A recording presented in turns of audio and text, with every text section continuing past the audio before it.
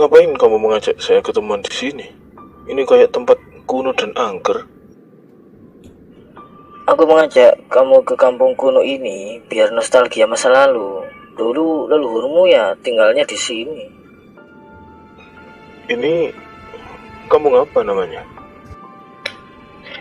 Ini kampung Tuang Gresik. Kebetulan jalan ini dulunya kampungnya orang Eropa.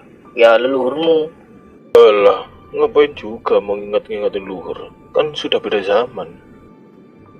Ngawur aja. Nasib kamu zaman ini ya akibat dari leluhurmu. Nasibku sebagai orang pribumi yang menguasai wilayah Gresik ya karena jasa leluhurku. Maksudnya? Coba leluhurmu dulu nggak menjajah negeri ini. Ya negerimu bisa saja nggak makmur. Atau coba bangsa Indonesia, leluhurku nggak terus-terusan melawan. Mungkin sekarang nggak ada lagi kata Indonesia atau negara Indonesia. Hei, maafin leluhurku yang barbar. Tapi itulah alasan mengapa kita, terutama aku, nggak perlu mengingat-ingat lagi. Yang penting sekarang kan kita berteman. Loh, justru kita harus tahu sejarahnya biar kita sekarang nggak sampai mengulang kembali kisah buruk zaman lalu.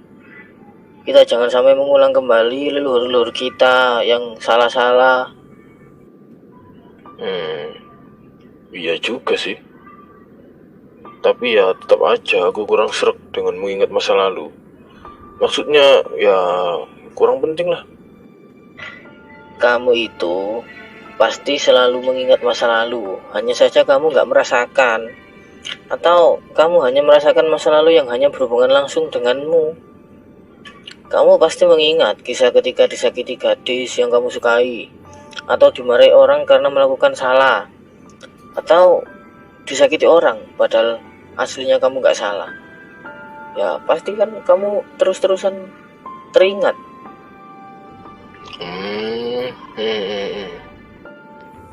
Lah, kamu mengingatnya dan berusaha tidak melakukan hal yang bisa melukai dan mengulang kejadian itu, ya kan?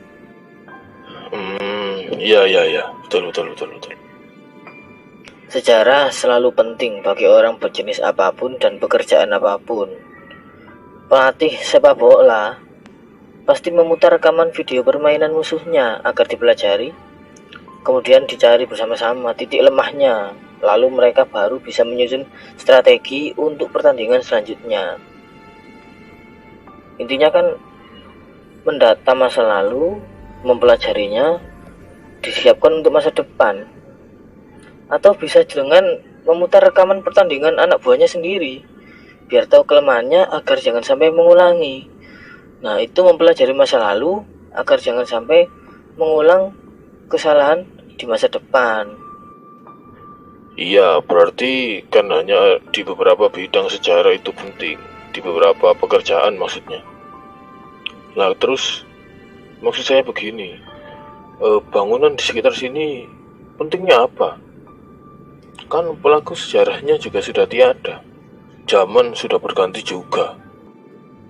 Tapi suka dan duka, kisah di balik tembok, ratapan duka di balik bangunan ini masih terus ada sampai kapanpun.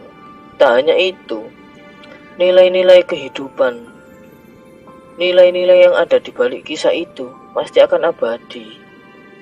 Nilai bahwa dulu ada kuasa di tanah orang, ada perampasan hak, ada kesewenang-wenangan atas kehidupan orang.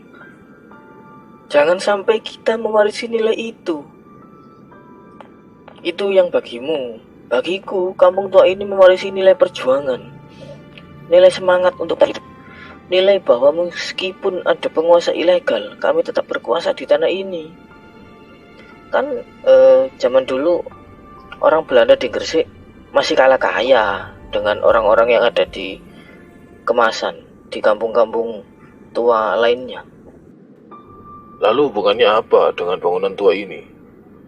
Maksudnya mengapa nggak direnovasi aja? Yang penting cerita sejarahnya kan sudah ditulis. Yang namanya cerita pasti akan ada bumbu-bumbu penyedap. Kalau sudah berpindah mulut ke mulut. Maksudnya ya pasti ada perubahan, bisa berubah, bisa ditambahi. Namun, saksi sejarah bisu seperti bangunan maupun catnya saja pasti akan abadi sebagai saksi bahwa ada kisah penting zaman dahulu. Makanya, kalau direnovasi itu akan menghilangkan itu nilai-nilai atau kisah-kisah zaman dahulu itu. Berarti kita jangan sampai merusak atau menghancurkan bangunan bersejarah, begitu? Tentu saja, jangan sampai kita sampai merusaknya. Kita harus jaga etika dan kelestarian bangunan bersejarah. Karena suatu bangsa akan hancur dan lenyap jika semua rakyatnya, semua bangsanya sudah tidak mengenal sejarahnya sendiri. Gitu. Kok bisa? Loh, iya. Jika sejarah sebuah negara dilupakan dan dihilangkan, otomatis rakyat kan tidak tahu siapa leluhurnya. Kemudian nanti misalnya tiba-tiba ada bangsa lain datang ke negara itu, lalu mengaku-ngaku sebagai leluhur mereka. Mereka bikin cerita baru, mereka menulis sejarah baru.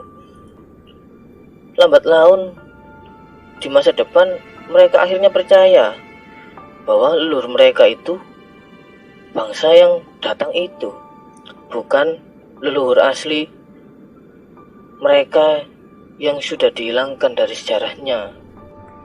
Misalnya? Temasik. Temasik? Iya, Temasik, Singapura. Mereka hampir seolah hilang sejarahnya. Ada lagi aborigin di Australia atau suku Inca di Amerika. Sekarang bangsa mereka sudah berbeda dengan bangsa yang asli. Mereka seolah-olah terputus dengan leluhurnya. Ada link yang hilang. Lalu, apa masalahnya? Ya, jiwa asli mereka hilang, budaya mereka lenyap. Mereka menjadi orang asing. Misalnya kamu punya anak, lalu sejak bayi dititipkan dan baru kembali pas dia sudah besar. Apa yang akan terjadi? Apakah dia akan mewarisimu? Atau dia mewarisi orang yang merawatnya? Lalu sebagai orang tua, apa kamu gak sedih jika dia menjadi orang yang seolah-olah bukan anakmu sendiri? Iya, benar juga ya. Ya udah, ayo kita menikmati kampung ini.